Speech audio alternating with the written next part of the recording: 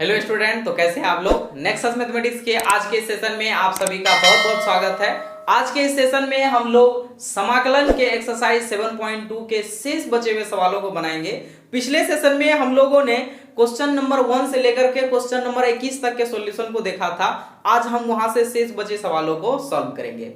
तो आप लोग का ऑनलाइन क्लास हो रहा है अभी, लेकिन ऑफलाइन बहुत जल्दी क्लास खुलने वाली है। हो सकता है मे बी 7 तारीख से यानी 6 तारीख तक लॉकडाउन अनलॉक होने की संभावनाएं हैं। तो अनलॉक यहां से 6 से शुरू हो जाएगा, तो हो सकता है 7 से क्लासेस, जितने भी क्लासेस है सारे खुल जाएंगे।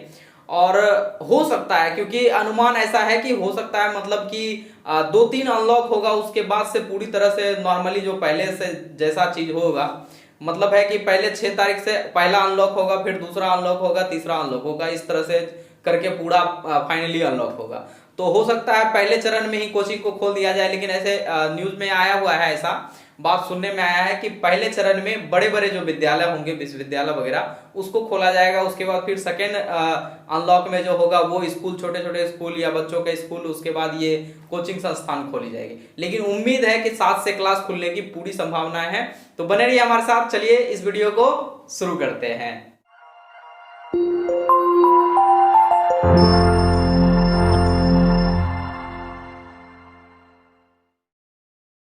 तो आज के सेशन का ये पहला सवाल है। क्वेश्चन नंबर 22 से हम लोग शुरू कर रहे हैं, 22 नंबर सवाल से, जहां पे लिखा हुआ है सेक स्क्वायर, ब्रैकेट के अंदर है 7 - 4x। तो हमको फॉर्मूला बहुत अच्छे से याद होगा या याद होना चाहिए। फॉर्मूला ही बहुत इंपॉर्टेंट है। फॉर्मूला अगर आपको इंटीग्रेशन, डिफरेंशिएशन के सारे फॉर्मूला याद है तो आप आसानी से इसको बना सकते हैं। हम लोग जानते हैं कि सेक स्क्वायर किसका डिफरेंशिएशन होता है। ऐसे भी याद रख सकते हैं कि ये किसका डिफरेंशिएशन होता है, क्योंकि प्रति अवकलज वही कहलाता है जिसका वो डिफरेंशिएशन होता है, यानी समाकलन। तो ये हम लोग जानते हैं किसका डिफरेंशिएशन होता है, 10 का डिफरेंशिएशन होता है। तो ये इसका इंटीग्रेशन क्या हो जाएगा, 10 के रूप में। बचा ये बहुपद, तो बहुपद का करेंगे डिफरेंशिएशन, और जो इसका कोफिशिएंट आएगा, यानी यहाँ पे जो भी मान आएगा उस संख्या से इसमें भाग लग जाएगा। एक कोफिशिएंट इस संख्या से भाग लग जाएगा। तो हम यहाँ पे सबसे पहले तो आपको ये करना है कि आपको ये लिख देना है कि ये जो दिया गया फलन है इसको इंटीग्रेशन के रूप में दे दिए। तो इंटीग्रेशन ऑफ क्या लिखे हुए यहाँ पे, sec square 7 - 4x into dx। Clear है, सजा लिया इसको कि इंटीग्रेशन के रूप में हो गया। तो अब सेक स्क्वायर का इंटीग्रेशन किसका डिफरेंशिएशन है, 10 का ना। तो ऐसे भी याद रख सकते हैं, या आप जानते हैं कि सेक स्क्वायर x का इंटीग्रेशन 10x होता है, यानी i का मान हो जाएगा हमारा, ये हो गया 10x। x के जगह क्या लिखा है, 7 - 4x ना। तो ये ज्यों का त्यों रहेगा, इसमें कोई तरह का परिवर्तन नहीं होगा। उसके बाद इस बहुपद का डिफरेंशिएशन ढूंढेंगे, यानी उसका कोफिशिएंट ढूंढेंगे कि इसका वैल्यू क्या आता है। अगर यहाँ पे इसका डिफरेंशिएशन किया जाए, यहाँ हम थोड़ा सा कर रहे हैं कैलकुलेशन, तो 7 का डिफरेंशिएशन करिएगा तो क्या हो जाएगा, 0, क्योंकि कांस्टेंट टर्म है, माइनस है तो माइनस लगा दिए। 4 × x है तो 4 हो गया, कांस्टेंट को रहने दीजिए। x का डिफरेंशिएशन क्या होता है, 1 होता है, यानी इसका फाइनली आंसर कितना निकला, -4। क्या निकला, -4। तो उस -4 से इसमें क्या लग जाएगा, भाग लग जाएगा, यानी इस -4 से हम कर दिए डिवाइड, और एक कोई कांस्टेंट c इसमें ऐड हो जाता है। क्लियर है, इसको एक बार और अरेंज कर लीजिए। ये फाइनली आपका आंसर हो गया -1/4, और ये हो गया 10, 7 - 4x, और ये प्लस कोई कांस्टेंट c। ये आपका फाइनली आंसर हो गया। अगला सवाल है क्वेश्चन नंबर 23। ये 23 नंबर सवाल में यहां दिया हुआ है sign inverse x upon √1 - x²। तो पहले हम लोग सवाल को समझेंगे।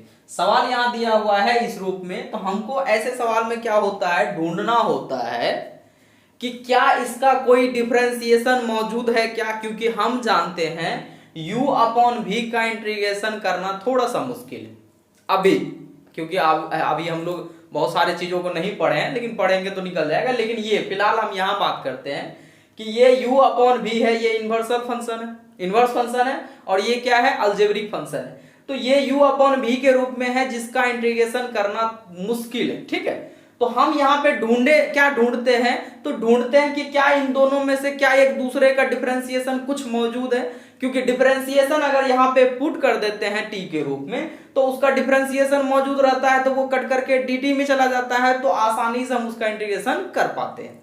तो यहाँ पे हम देख पा रहे हैं कि यहाँ लिखा हुआ है साइन इनवर्स एक्स और यहाँ लिखा है upon under root 1 minus x square. तो अगर आपके दिमाग में थोड़ा सा भी फॉर्मूला का कुछ याद है तो हम जानते हैं कि साइन इनवर्स एक्स का फॉर्मूला होता है, डिफरेंशिएशन का फॉर्मूला होता है 1 upon under root 1 minus x square. यानी कि आप देख पा रहे हैं कि साइन इनवर्स का डिफरेंशिएशन मौजूद है। तो हम क्या करेंगे, साइन एक्स को टी के रूप में पुट कर देंगे, उसका डिफरेंशिएशन मौजूद है तो वो चला जाएगा dt में, आसानी से इसका इंटीग्रेशन कर सकते हैं। तो यहां देखिए क्या कर रहे हैं, सबसे पहले तो इसको i के रूप में सजा लीजिए कि हमको यहां से निकालना है इसका क्या चीज, इंटीग्रेशन ना, तो इंटीग्रेशन के लिए i के रूप में इसको सजा लिए। ये यहां हो गया sine inverse x upon under root 1 minus x square into dx, ये हो गया इसके इंटीग्रेशन का रूप। अब हम यहाँ पे देख पा रहे हैं कि साइन का डिफरेंशिएशन मौजूद है तो हम यहाँ पे पुट कर लेंगे। क्या पुट किए, तो हम पुट कर रहे हैं साइन इनवर्स x को t के रूप में, साइन इनवर्स x को किसके रूप में, t के रूप में पुट कर रहे हैं। तो साइन इनवर्स x का डिफरेंशिएशन होता है 1 upon under root 1 minus x square, यानी ये हो जाएगा dx बराबर ये क्या हो जाएगा dt के रूप में हो जाएगा। साइन इनवर्स का 1 upon under root 1 minus x square into dx बराबर dt। तो ये हमारा पूरा टर्म जो आपको दिख रहा होगा, ध्यान से देखिएगा, ये जो टर्म दिख रहा है पूरा dt, ये 1 upon under root 1 minus x square into dx, ये पूरा का पूरा किसके रूप में चला जाएगा, dx के रूप में इसको लिखा जाएगा। तो dx के रूप में लिखेंगे तो ध्यान से देखिए तो ये किस रूप में वो बदल जाएगा, साइन को पुट किए, साइन इनवर्स एक्स को पुट किए हैं t के रूप में, तो ये हो गया t के रूप में, और ये पूरा का पूरा टर्म किस में चला गया, dt में चला गया, तो ये हो गया यहां से dt। सिंपल हो गया, बहुत आसान है। t का इंटीग्रेशन करना है t के सापेक्ष, यहाँ पे dt लिखा हुआ है, तो ये t का क्या हो जाता है, t का t स्क्वायर अपॉन 2 होता है, यानी x रहेगा तो x स्क्वायर अपॉन 2 और प्लस कोई कांस्टेंट राशि इसके साथ जुड़ जाएगा। हम क्या करेंगे, वापस से इस t को रिप्लेस कर लेंगे जो भी मान हम रखे हुए हैं, तो यानी फाइनली आपका आंसर जो हो जाएगा i बराबर टी स्क्वायर ना है, और t पुट किए किसको, साइन इनवर्स x को, तो ये हो गया हमारा साइन इनवर्स x का होल स्क्वायर, t का स्क्वायर अपॉन 2 प्लस कोई कांस्टेंट राशि c, यही आपका फाइनली आंसर है। नेक्स्ट सवाल है क्वेश्चन नंबर 24। यहां पे अगर ध्यान दीजिएगा तो ये लिखा हुआ है 2 cos x minus 3 sin x upon 6 cos x plus 4 sin x। हम यहाँ पे क्या ढूंढना पसंद करेंगे, क्या ढूंढना चाहते हैं, तो हम ढूंढना चाहते हैं कि क्या इन दोनों में से कोई किसी का डिफरेंशिएशन है क्या। नॉर्मली हमेशा v यानी u अपॉन v के रूप में है तो v को ही पुट करते हैं और ऊपर वाला उसका डिफरेंशिएशन होता है। तो हम यहाँ पे देख पा रहे हैं कि अगर नीचे वाले को पुट किया जाए तो ऊपर वाला जो है इसका डिफरेंशिएशन है, कैसे है, तो cos का डिफरेंशिएशन क्या होता है, माइनस साइन एक्स ना, तो माइनस साइन एक्स यहाँ पे मौजूद है, ये माइनस में बदल जाएगा और ये करिएगा तो साइन का cos होता है तो ये प्लस में ही रहेगा। तो ध्यान से देखिएगा तो ये इसका डिफरेंशिएशन ही है, cos का माइनस साइन हो जाएगा, साइन का cos हो जाएगा। फर्क यहाँ पे थोड़ा सा डिपेंड होगा कि यहाँ पे इसका गुणनखंड 3 है, यहाँ पे 6 है, यहाँ पे 4 है, यहाँ पे 2 है। तो हम ये देख पा रहे हैं कि इन दोनों में क्या है, 2 कॉमन है ना, तो 2 को कॉमन अगर कर लीजिएगा तो फाइनली ये आपका आंसर मिल जाएगा। यानी हम यहाँ पे पुट क्या करने वाले हैं, नीचे वाले को, तो हम सबसे पहले इसको इंटीग्रेशन करना है तो इंटीग्रेशन के रूप में ला दिए, ये है 2 cos x minus 3 sin x upon ये है 6 cos x और प्लस 4 sin x के रूप में इंटू dx लगा दिए। नीचे वाले को पुट कर रहे हैं तो यहाँ पे पुट कर दिए किसको, तो 6 cos x plus 4 sin x equal to इसको t के रूप में पुट कर दिए। डिफरेंशिएशन कर लेते हैं तो ये हो जाएगा 6 माइनस इसका होता है माइनस साइन x प्लस ये हो गया 4 और cos का होता है मतलब साइन का होता है cos x, ये होल का dx हो जाएगा, ये हो गया होल का dx और ये बदल जाएगा dt में। तो हम यहाँ पे देख पा रहे हैं कि ये तो चलो ठीक है, लेकिन यहाँ पे 2 को क्या करना पड़ेगा, कॉमन करना पड़ेगा। तो हम यहाँ पे 2 को कॉमन कर लेते हैं, तो 2 को कॉमन करिएगा तो यहाँ हो जाएगा 3, ये माइनस यहाँ लगा दिए, इंटू क्या हो जाएगा साइन x और यहाँ पे 2 कॉमन कर लेंगे तो बचेगा 2, यहाँ पे है cos x। क्लियर है, ये है dx बराबर dt के रूप में।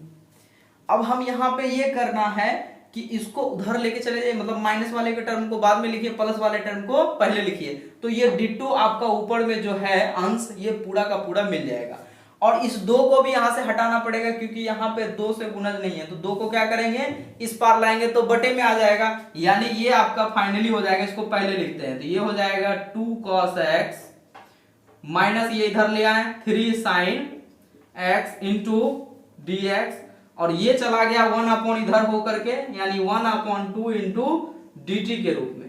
तो अब ये पूरा का पूरा टर्म आपको जो ऊपर दिख रहा है, ये पूरा का पूरा टर्म यहां से देखिए, ये पूरा का पूरा टर्म जो है अब इसमें किस में चला जाएगा, तो वो चला जाएगा हमारा dt में, यानी वो dt के बराबर, dt नहीं एक्चुअली हाफ dt के बराबर, 1/2 इंटू dt के बराबर है। तो इसको हम यहां से रिप्लेस कर लेते हैं, ध्यान से देखिए, यहां से इसको चेंज कर लेते हैं, तो ये i हमारा बदल गया किस रूप में, ये हो गया हाफ dt ना, तो हाफ को कांस्टेंट, कांस्टेंट को कर दिए बाहर, ये चला जाएगा dt में, लेकिन यहाँ पे क्या हो जाएगा 1 अपॉन नीचे वाले को t पुट किया है ना, नीचे वाले को t पुट किया है तो नीचे वाला t हो गया, इनटू ये चला गया पूरा का पूरा टर्म dt में, ये पूरा का पूरा dt में चला गया, हाफ यहाँ लिख दिए बाहर कांस्टेंट था इसीलिए।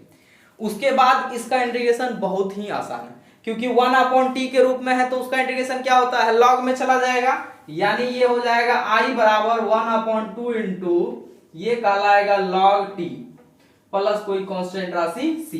अब बस क्या करना है, उस t को वापस से रिप्लेस कर देना, यानी जो आप पुट किए हुए हैं वापस से इसको रिप्लेस कर दीजिए, तो फाइनली i जो निकलेगा वो 1/2 इंटू लॉग, क्या पुट किए थे 6 cos x plus 4 sin x ना, तो ये हो गया 6 cos x plus 4 sin x plus ये कांस्टेंट राशि c, ये आपका फाइनली आंसर है। क्वेश्चन नंबर 25 में अगर ध्यान दीजिएगा तो यहां लिखा हुआ है 1 upon cos square x into लिखा हुआ है 1 minus 10x to the power 2 whole square है। तो हम यहाँ पे देख पा रहे हैं कि कोई किसी का ना तो डिफरेंशिएशन है, तो इंटीग्रेशन करना मुश्किल है क्योंकि ये दोनों बटे में है और ये u upon u into v के रूप में, दो फंक्शन के गुणज के रूप में डिफरेंशिएशन इंटीग्रेशन होगा ही, तो इंटीग्रेशन नहीं हुआ तो क्या करेंगे, अगर आपको ध्यान से देखिएगा तो ये आपको 1 अपॉन cos स्क्वायर x के रूप में दिख रहा है, और 1 अपॉन cos जो होता है वो पलट करके क्या हो जाता है sec में चला जाता है, तो ये पलट करके sec स्क्वायर हो जाएगा जो कि tan का डिफरेंशिएशन है, यानी अगर वो sec में पलट के चला जाए तो आप यहाँ पे पुट कर सकते हैं 1 माइनस 10x को t के रूप में, जो कि माइनस sec स्क्वायर x हो जाएगा, जो कि इसका डिफरेंशिएशन मौजूद होगा, आसानी से वो कट करके dt में चला जाएगा और आसानी से इसको आप इंटीग्रेट कर पाएंगे। तो हम यहाँ पे सबसे पहले क्या करते हैं, इसको आप i के रूप में ले आइए, यानी इंटीग्रेशन करना है, किसका इंटीग्रेशन करना है, तो ये 1 upon cos square x into 1 minus 10x का होल स्क्वायर का करना है, इंटू dt लगा दीजिए, dx लगा दीजिए, dt नहीं होगा dx होगा। तो ये हमारा इंटीग्रेशन का रूप तैयार हो गया। अब हम इसको क्या करेंगे, ऊपर ले जाएंगे, यानी यहाँ पे लिखेंगे, ये हो जाएगा i बराबर, ये चला गया ऊपर तो ये हो जाएगा sec स्क्वायर x अपॉन यहाँ पे हो जाएगा 1 माइनस 10x का होल स्क्वायर इंटू dx। ये ऐसा क्यों हुआ, तो रीजन आप थोड़ा सा दे दीजिएगा, रीजन की क्यों हुआ ऐसा, तो हम जानते हैं कि sec थीटा जो होता है वो 1 अपॉन cos थीटा के बराबर होता है, यानी एक दूसरे का रेसिप्रोकल होता है, उल्टा होता है। sec और cos आपस में अपोजिट होता है, रेसिप्रोकल होता है। sec निकालिएगा तो 1 अपॉन cos आएगा, cos निकालिएगा तो 1 अपॉन sec आएगा। तो ये हमारा बदल गया sec में। अब हम आसानी से इसको क्या कर सकते हैं, पुट कर सकते हैं, क्योंकि 1 माइनस अगर t को 10 को पुट किया जाए तो 10 का डिफरेंशिएशन यहाँ पे मौजूद है, तो यहाँ पे पुट कर रहे हैं 1 माइनस 10x बराबर t के रूप में, तो 1 का हो गया 0 माइनस 10 का हो जाएगा sec स्क्वायर x, और ये हो गया dx, और ये बदल जाएगा हमारा dt। क्लियर है। तो फाइनली यहाँ पे क्या देख पा रहे हैं कि ये minus sec square x into dx बराबर dt के रूप में आ रहा है। तो यहाँ पे क्या, यहाँ पे माइनस लगा हुआ है, नहीं लगा हुआ है, तो यानी इस माइनस को यहाँ से हटाना पड़ेगा तब ना इस रूप में आएगा। तो तो माइनस को हटाएंगे यानी ये हो जाएगा फाइनली हमारा sec square x into d x बराबर माइनस इस पार चला आएगा, ये हो जाएगा माइनस डी टी। यानी ये जो आपको ऊपर टर्म दिख रहा है ये सेक स्क्वायर ये इंटू डी एक्स, ये अब किस में चला जाएगा, ये माइनस डी टी के बराबर हो गया, यानी ये माइनस डी टी के साथ एक्सचेंज हो जाएगा, रिप्लेस हो जाएगा, क्योंकि ये दोनों एक दूसरे के बराबर है। तो हम यहाँ पे थोड़ा सा सॉल्यूशन लिख रहे हैं, ध्यान से देखिए। तो ये अब हमारा परिवर्तित रूप क्या हो जाएगा, आई बराबर हो गया, ये माइनस है ना, तो माइनस हम बाहर लगा दिए, माइनस को बाहर कर दिए, ये चला जाएगा dt में, ये क्या हो जाएगा 1/1 माइनस 10 को न माने हैं t, तो होल स्क्वायर उसका t का स्क्वायर हो जाएगा, यानी ये हो जाएगा t स्क्वायर इंटू dt के रूप में। तो 1/t स्क्वायर का इंटीग्रेशन करेंगे तो हम नॉर्मली ये समझते हैं 1/t स्क्वायर को कि यहाँ पे अगर t को ऊपर लेके आया जाए तो उसका पावर क्या हो जाएगा, माइनस में चला जाएगा। और फॉर्मूला क्या होता है, हम यहाँ पे 1 जोड़ते हैं और इसी संख्या से क्या करते हैं, भाग देते हैं, n to the power x to the power n plus 1 upon n plus 1। तो इसको यहाँ से जोड़िएगा तो क्या हो जाएगा, t पर पावर -1 हो जाएगा और t यहाँ पे भी -1 हो जाएगा। तो -1 का मतलब क्या है, वो बटे में आ जाएगा, यानी आप इसको फाइनली लिख सकते हैं -1/t के रूप में। यानी इसका इंटीग्रेशन हो गया, ये माइनस है बाहर लगा हुआ, और इसका इंटीग्रेशन हो गया -1/t और प्लस कोई कांस्टेंट राशि c के रूप में। तो ये माइनस माइनस हो गया प्लस, और t के मान को वापस से रिप्लेस कर लेते हैं, तो ये हो जाएगा 1/t क्या पुट किए थे, 1 - 10x के रूप में 10x पुट कर दिए थे, यही हो गया इसका मान, ठीक है। और प्लस ये कांस्टेंट राशि c, ये आपका फाइनली आंसर। नेक्स्ट सवाल है क्वेश्चन नंबर 26, जहां पे दिख रहा है कि cos x लिखा हुआ है अपॉन √x लिखा हुआ है। तो नॉर्मली अगर सिंपल ये होता कि cos √x, या फिर यहाँ पे ये दोनों √x के जगह पे ऊपर में सिर्फ x होता तो उसका डिफरेंशिएशन इंटीग्रेशन आसानी से कर सकते थे। लेकिन यहाँ पे इस √x के वजह से और इस √x के वजह से प्रॉब्लम हो रही है। तो हम यहाँ पे ये देख पा रहे हैं कि अगर इस रूट को t के रूप में पुट कर दिया जाए तो उसका डिफरेंशिएशन 1/2√x के रूप में होता है, जो कि यहाँ पे मौजूद है। तो आसानी से ये dt में चला जाएगा और आसानी से इंटीग्रेशन हम लोग कर पाएंगे। तो यहाँ पे इस √t को क्या करते हैं, t के रूप में पुट कर दे, √x को t के रूप में। तो सबसे पहले आप इसका क्या करना है, इंटीग्रेशन निकाल रहे हैं, तो इंटीग्रेशन के रूप में सजा दीजिए। ये हो गया cos √x अपॉन में क्या हो गया, √x इंटू dx के रूप में, ये इंटीग्रेशन का रूप हो गया तैयार।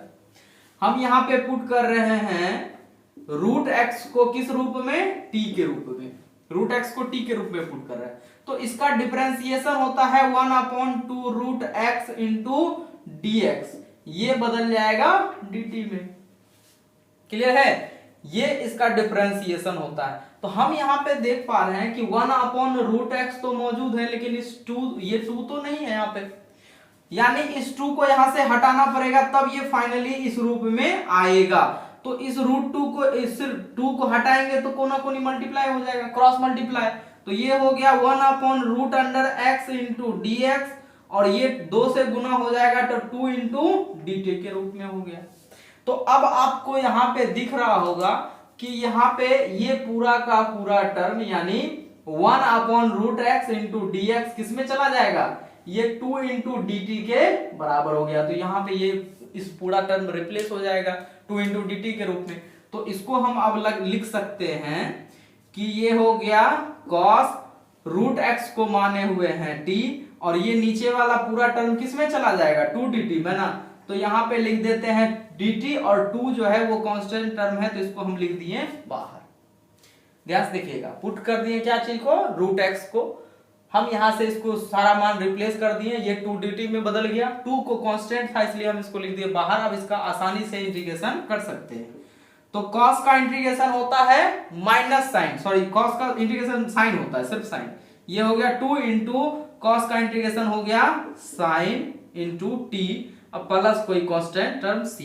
तो इस t को रिप्लेस करना पड़ेगा वापस से, जो मान आप पुट किए हुए थे उसको वापस से लाना पड़ेगा, यानी ये हो जाएगा 2 इंटू साइन t क्या माने हुए थे, √t ना, मतलब √x माने हुए थे। तो ये √x हो गया, आप वापस आ गया, और ये प्लस कोई कांस्टेंट राशि c। क्वेश्चन नंबर 27 में यहाँ पे दिया हुआ है अंडर रूट साइन 2x और ये बाहर है रूट के cos 2x। तो साफ दिख रहा है कि अगर साइन को पुट करें तो उसका डिफरेंशिएशन cos 2x मौजूद है। तो सिंपल सा हिंट है कि यहाँ पे साइन को पुट किया जाए और cos इसका डिफरेंशिएशन मौजूद है। तो सबसे पहले क्या करेंगे, इसको i के रूप में लिख देंगे। ये हम इसका क्या कर रहे हैं, इंटीग्रेशन निकालना है यानी समाकलन करना है इसका। तो ये हो गया साइन 2x इंटू ये हो गया cos 2x इंटू dx।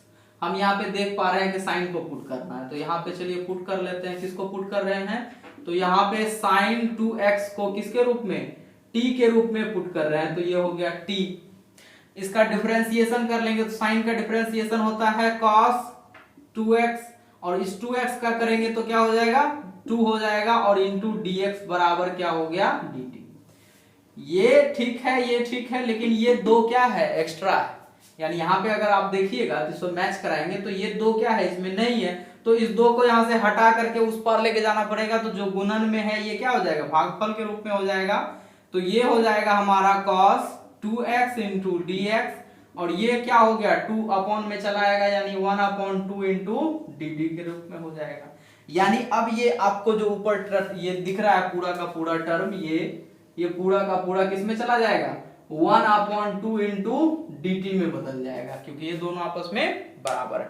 तो हम यहां से रिप्लेस कर लेते हैं, यानी i अब हो जाएगा, इसको पुट किए हैं t के रूप में ना, तो अंडर रूट हो जाएगा t और ये चला जाएगा 1/dt में। तो यहां लिख देते हैं dt और 1/2 जो है कांस्टेंट था इसलिए बाहर कर दिए इसको।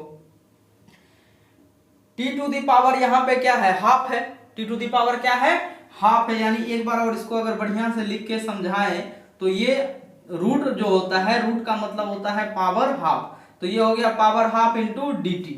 ये क्या हो जाएगा, पावर हाफ में एक जोड़ेंगे यानी ये हो जाएगा 3/2 और उसी 3/2 से भाग लगेगा, यानी ये हो गया हमारा i बराबर 1/2 into t to the power 3/2 अब प्लस कोई कांस्टेंट राशि c।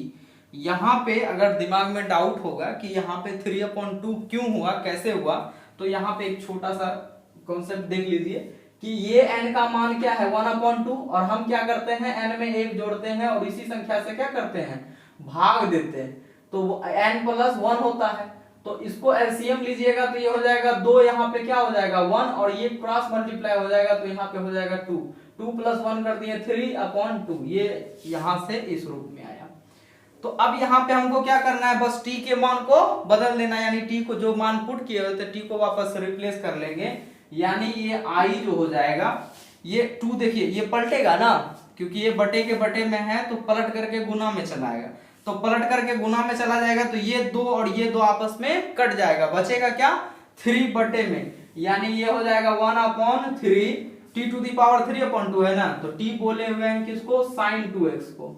तो ये sin 2x का पावर जो हो जाएगा वो 3/2 हो जाएगा और ये प्लस उसके साथ कोई कांस्टेंट राशि c। क्वेश्चन संख्या 28 में दिया हुआ है कि cos x upon under root 1 plus sin x।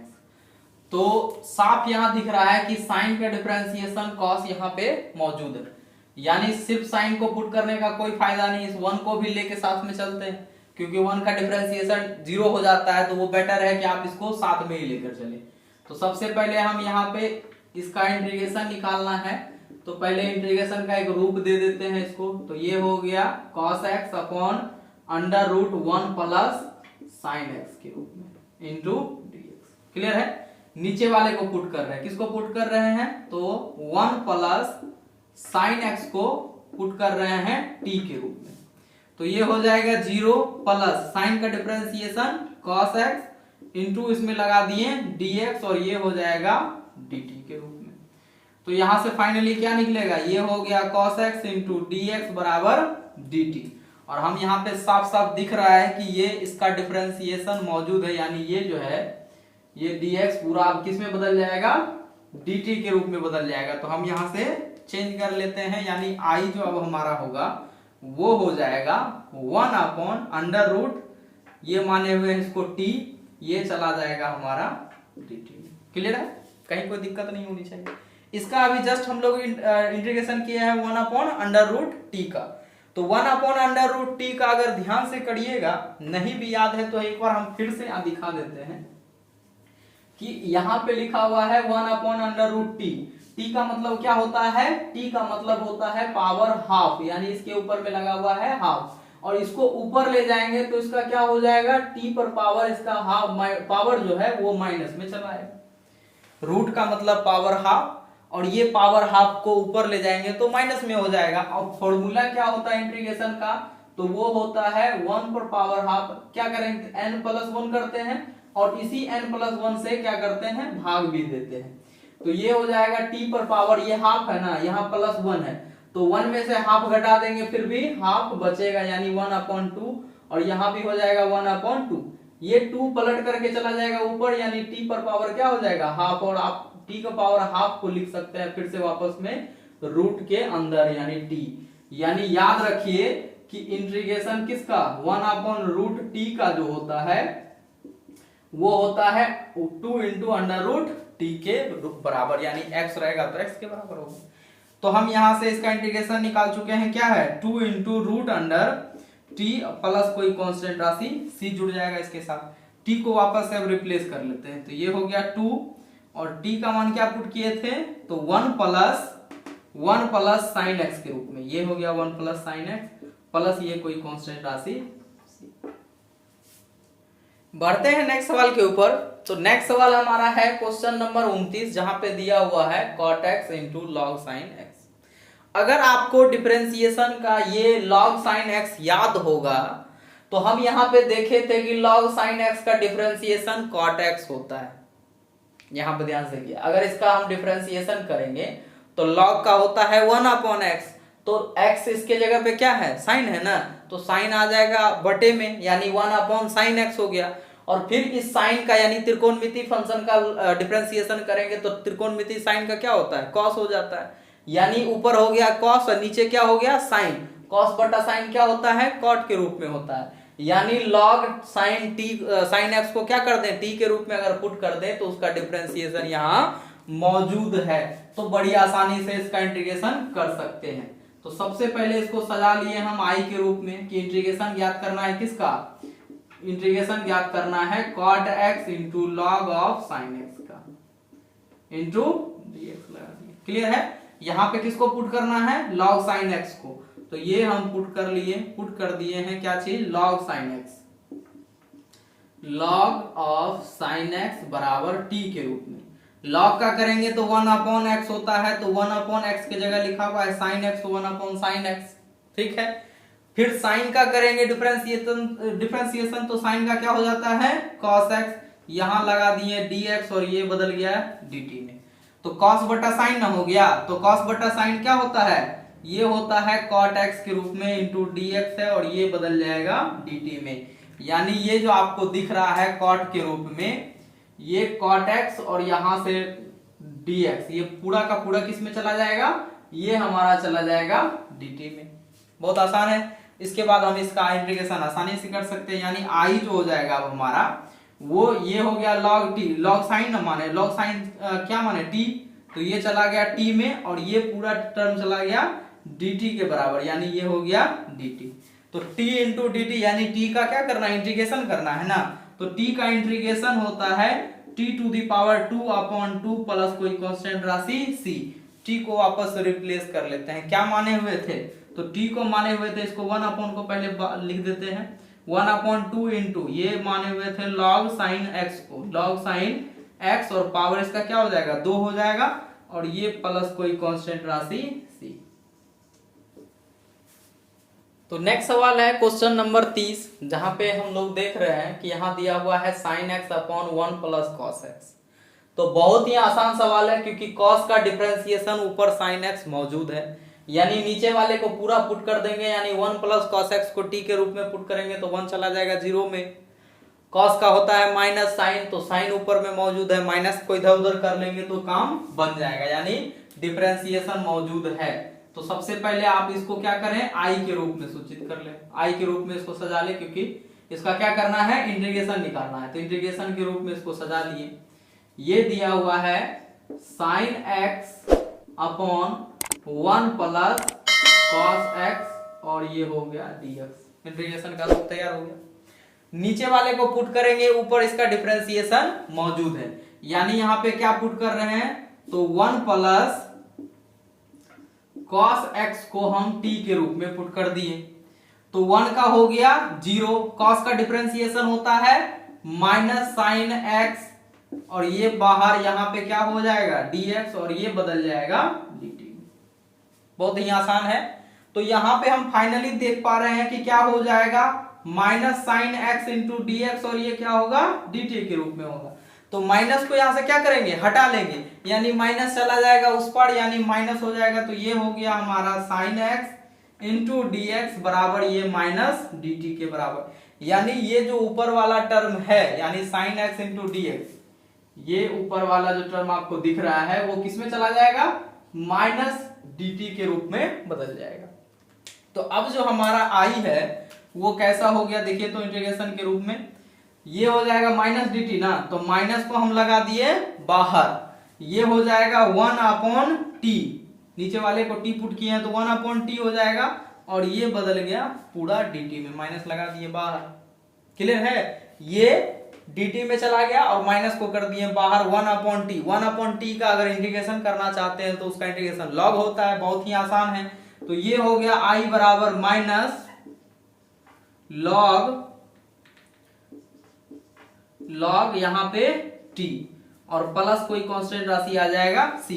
तो t को क्या करेंगे, रिप्लेस कर लेंगे, t को जब जो पुट किए थे वापस से रख लेंगे, यानी ये हो जाएगा i फाइनली हमारा जो मान होगा वो होगा माइनस लॉग t, क्या माने हुए थे 1 प्लस कॉस एक्स ना, तो ये हो गया 1 प्लस कॉस एक्स और प्लस कोई कांस्टेंट राशि c के रूप में, ये फाइनली आंसर है। तो यहाँ पे हम लोग देखें कि बहुत सारा फॉर्मूला डिपेंड करता है और बहुत ज्यादा ये सारा सवाल जो है डिफरेंशिएशन के ऊपर डिपेंड करता है।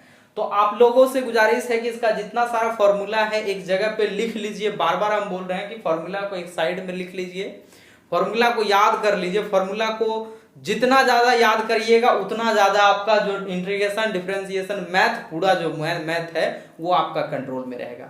तो अगर इसका आप फॉर्मूला नहीं देख पाए हैं, फॉर्मूला का वीडियो नीचे डिस्क्रिप्शन में लिंक मिल जाएगा, जाकर के वहां पर देख लीजिए, फॉर्मूला का आपको पीडीएफ भी मिल जाएगा, वहां से डाउनलोड कर लीजिएगा।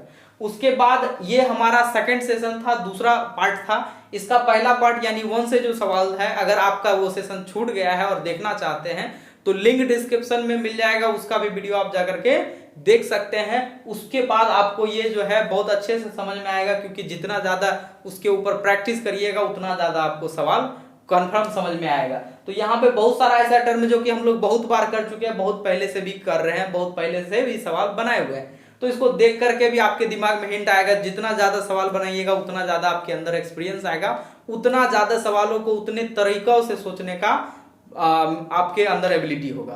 तो आज के लिए इतना ही। उम्मीद है कि आपको ये वीडियो पसंद आया होगा, तो वीडियो को लाइक करें और इस चैनल को सब्सक्राइब करें और अपने सभी दोस्तों के साथ इस वीडियो को शेयर करें। तो मिलते हैं एक नए वीडियो के साथ, तब तक के लिए जय हिंद, जय भारत।